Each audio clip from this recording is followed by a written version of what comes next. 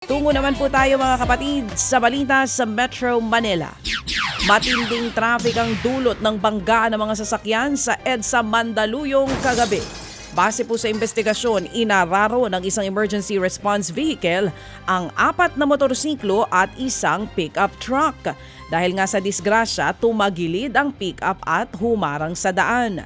3 rider ang nasugatan.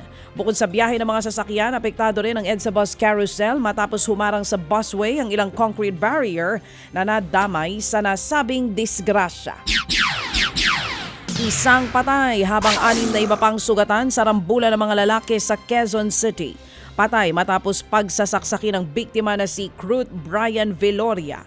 Pinakahanap naman ng mga sumaksak daw sa kanya na isang Angelo Aton na mula sa Caloocan. Nangyaring rambulan sa labas ng isang resort sa barangay Kaligayahan. Hindi pa malinaw kung paano nauwi sa rambol ang alitan ng magkabilang grupo. Sugatan ng 3 pang kasama ni Veloria habang 3 rin ang sugatan sa panig ng suspect. Barangay Kaligayahan pa naman ang pangalan ng barangay nagrambulan. Samantala mga kapatid, bilang paghahanda naman po sa undas, ipagbabawal ang pagdaraos ng political event sa Maynila sa katapusan ng buwan. Ito'y para magbigay galang sa pag-alala sa mga yumao.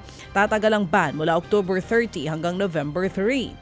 Bukod sa political events, ipagbabawal din ang mga libing at cremation sa parehong panahon. Ang paglilinis naman at pagpipintura sa mga puntod papayagan lamang hanggang October 26.